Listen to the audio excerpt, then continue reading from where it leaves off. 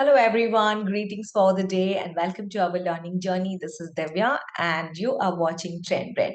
If you're a new member to our learning community, I would request you all to go and hit the subscription button so you get to learn a lot of lessons which is going to help our children who are between the ages of 2 to 6 years of age. In today's segment, we're going to be talking more about what are phrasal verbs and why are they so important and what makes it so different, right? Phrasal verbs are very important. I could say it in one of the way because they are extremely common in informal English. And if you do not know the meanings or if you do not understand the meaning or if you're not familiar with that language, it's going to be difficult for you to understand. So, what could be the best way to teach a phrasal verb? So, what we generally work in our classes is we start by introducing a phrasal verb very slowly. So you first define the construction, you give them the examples, and then you ask the children to work on that particular combination. To give that definition, I'm going to give you a very simple exercise or a definition itself. You take any verb, we all know verb is an action word. When you add a preposition or an adverb to that verb, the meaning of that word itself would change. And that becomes your phrasal verb. Take any verb, add any preposition or an adverb to make it a phrasal verb. In today's exercise, we're going to be taking one such example. We're going to be using the verb stand. So I would want everybody to stand. We all stood, right? So this is our action. So stand as a verb. Now let's see and add more prepositions or adverbs to this verb to make it a phrasal verb. Here we get started. The first word is to look. Everybody knows, right? So we look. Now, when I'm going to be adding another word to it, say out. So I have a verb. Now I'm going to be adding out. It could be a preposition, it could be an adverb. When I add this, the word becomes look out. The meaning itself would change because when we use this word as look out means to be careful of something, to be cautious of something, right? So I can take it in a following context. Like, say, for example, in case if there's a tree, it's very beautiful. Or I could say, let's take a look at that. Sorry, let's look out that particular tree. Or you have to also take it in a different context wherein you're careful about something, right? So you have to be careful when you're standing under that tree when it is raining. So you will always say, look out when you're standing under the tree while it's raining.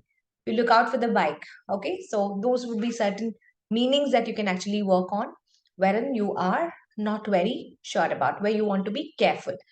The other meaning could be is like when you're looking out for someone or when you're looking out for something also in that context we would be using. Now you could have sentences like, hey, I was looking out for you.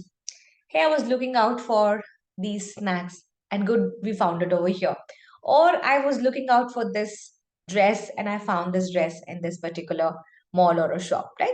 So looking out can be in two different contexts. One is like wherein we are being careful about some object, or the other meaning could be where you're trying to look out for someone or something else. Now, did you get the understanding about when we have a verb and when you add a preposition or an adverb, the meaning of it changes and it can be used in different contexts. So in our informal language, we have to be very sure about explaining the meaning to our children also. Now let's take another verb here. The verb is point. Okay, so point is like, everybody take your forefinger and try to point. Okay, so I'm pointing there, I'm pointing here. Okay, so we point. When I give another word out, so point and out, we get a new word, right? So it is point out, point out. So point out is like trying to draw your attention or trying to draw somebody's attention, right? We use this word in different situations. Like, say, for example, when you're writing your test and you have made a lot of mistakes, the teacher points out your mistakes and she corrects it, right? And sometimes what happens, if there are any differences that we actually have it, we can also point out, oh, you're wearing a different dress. So you point out, right? So we pointed out her dress was different comparatively to her dress or something. So something which is related to drawing our attention, we use it in that particular context. Now let's take another word, a verb, that's work. So work, we all know there's something that you're going to be doing it regularly. And when I add out to it, it becomes workout. So workout is usually, whenever we say workout, it's like exercising or doing some kind of a physical exercise. But we can also use the same word in a different context wherein we are trying to solve some math problems. We give them a problem statement like perform an addition, perform a subtraction, or a multiplication. You give them some kind of a write out, and the children would start to solve it, right? So solving can also be like, let's work out the math problems. Let's work out today some Zumba exercises or something like that, So this is my workout time. So we use it in that context. See, this is how we change the meaning and we would be able to use it appropriately. Now, again, I had another word like when we had stand and, um, we physically stood out. And when I add out to it, so stand out becomes where something is noticeable, right? So for example, like when you're sitting together and you have a group of friends and you have an amazing voice and you keep singing, so it's like you stand out amongst your friends, right? Because you got noticed because you sang so very well. Or I could say, like, you went into a theater show and everybody's sitting so quietly, and all of a sudden one person stands up. The moment he stands up, everybody is noticing him, right? So he did not stand up, but he stand out. So he was stood outside. Like, we could say it in that particular concept also, that this person was, he stood up and he stands out in that entire crowd. Sometimes when we wear these loud colors, like when I say loud colors, it's all those bright colors, red, orange, yellow, purple. We stand out, right? So we become noticeable to everybody. So stand out is basically to be noticeable. So we use it in that context also. What is find?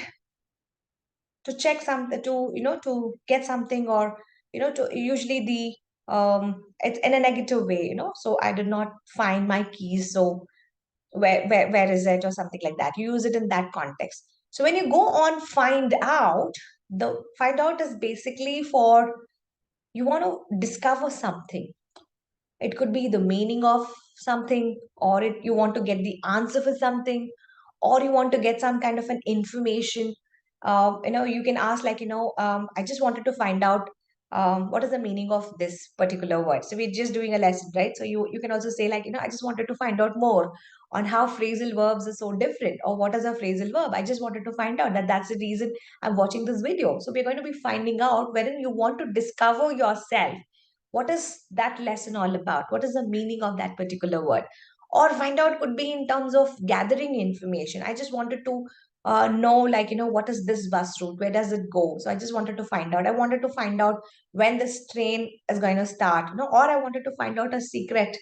Okay, so which my friend is not telling out to me. So find out could be in terms of, getting the information about anything, or finding out the secrets of somebody, or finding out anything, wherein you want to discover more. So it's like that.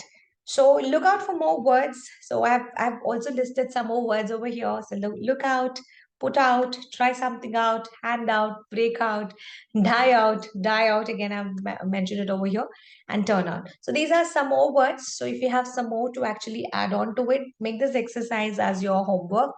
Try to give the context, try to give the sentences and which situations that you would be able to put out these in the comment section below. I hope you learned something new today, and this is related to our phrasal verb. So just to have a quick recap, what's a phrasal verb? You take a verb, and you add a preposition or an adverb to it, wherein the meaning of that changes, and that becomes your phrasal verb. Thank you so much for watching our today's lesson on phrasal verbs. I'll see you soon in the other videos. In case if you like this video, please do like, share, and subscribe to our channel if you are a new member. And if you find more words, just leave your comment in the comment section below so our students can learn more words and try to learn the meanings out of them. I'll see you soon. Until then, a very goodbye from me to all of you.